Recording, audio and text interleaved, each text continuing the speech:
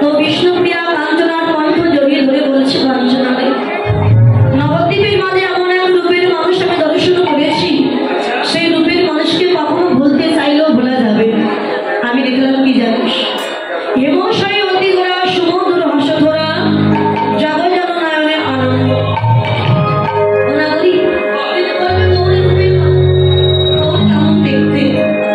না বলে বলছে হেমশায়ী তার মানে নাগরিক এর মানে সোনা আর অতি গোরা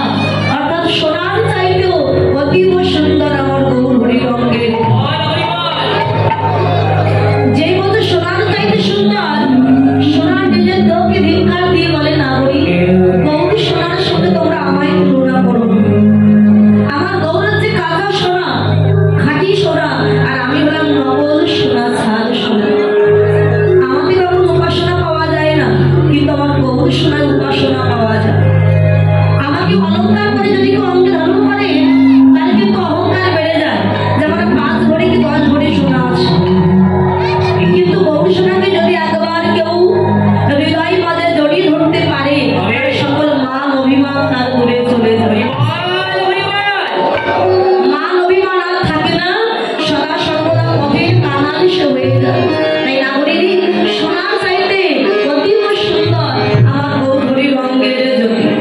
বৃন্দাবনে যখন কৃষ্ণ ছিলেন কৃষ্ণের রঙের বরণ ছিল কাঁচা আমের মতো পিত্ত রঙ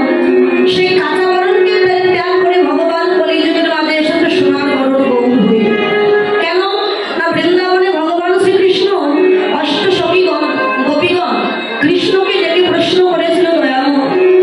এই জগতে আমার কিন্তু হাজার হাজার লক্ষ লক্ষ কোটি কোটি ভক্ত তারা সবাই আমাকে ডাকে ভালোবাসে তা কই কখনো আমি তাদের কাছে ছুটে যাই কিন্তু তোমরা বৃন্দাবনের গোপীগণ আমাকে এমন কি দিয়ে ডাকো যে তোমরা ডাকলে আমি আর থাকতে পারি আমি যেখানেই থাকি পাগলের মতো তোমাদের কাছে ছুটে আসি বলো না কি দিয়ে ডাকো ললিতা বলেন কৃষ্ণ এটা তোমার অযৌক্তিক প্রশ্ন ভক্ত ভগবানকে কি দিয়ে ডাকে এটা মুখে বলে আমরা তোমায় বোঝাতে পারবো যদি বুঝতে হয় এখন তাকিয়ে দেখো জগতের দিকে ছোট্ট একটি বাচ্চা ছেলে মায়ের কাছে গিয়ে মায়ের কণ্ঠ জড়িয়ে ধরে বলছো মা ও তুমি আমাকে ভালোবাসো মা খোকারে 10 নয় 5 নয় তুই আমার একটি মাত্র মা বলা ধন মুখের মানে তোকে ভালোবাসো না তো কাকে ভালোবাসো মা তুমি আমাকে ভালোবাসো এটা আমি জানি তাই কতটুকু ভালোবাসো একটু ওজন করে মেপে দেখাতে পারবে 1 কিলো ভালোবাসো নাকি 2 কিলো ভালোবাসো মা তখন বললেন খোকারে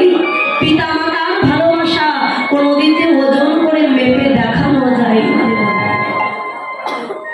মা তাহলে তো আমি কোনোদিন বুঝতে পারবো না যে পিতা মাতা সন্তানকে কতখানি ভালোবাসে পারবি খোকা পারবি তবে আজ না কবে জানিস যেদিন তুইও পিতা হবি তোরও যেদিন একটা সন্তান হবে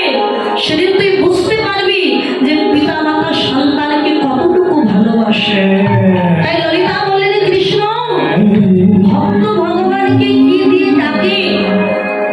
এটা মুখে বলে আমরা তোমায় বোঝাতে পারবো যদি বুঝতে চাও ভগবানের ভগবানটাকে পরিত্যাগ করে যদি তুমি কখনো ভক্ত হতে পারো তবেই তুমি বুঝবে ললিতা আমি তো ভগবান ভক্ত হতে গেলে আমায় কি করতে হবে কি করলে আমি ভক্ত হতে পারবো যদি ভক্ত হতে চাও আগে নিষ্কিঞ্চন বৈষ্ণবের পদধূলি ভগবান কৃষ্ণ বৈষ্ণব খুঁজছে যার চরণ ধরে অঙ্গে নামলে ভক্ত হতে পারবো সারা বৃন্দাবন ধাম খুঁজতে খুঁজতে একজনই পরম বৈষ্ণব পেয়েছেন শ্রীমতী রাধা রানী গোবিন্দ গীত যখন রাধার চরণ ধরে অঙ্গে মেখেছে কৃষ্ণ কালো ছিল পরিষ্কার হয়ে গেল বাঁকা ছিল সোজা হয়ে গেল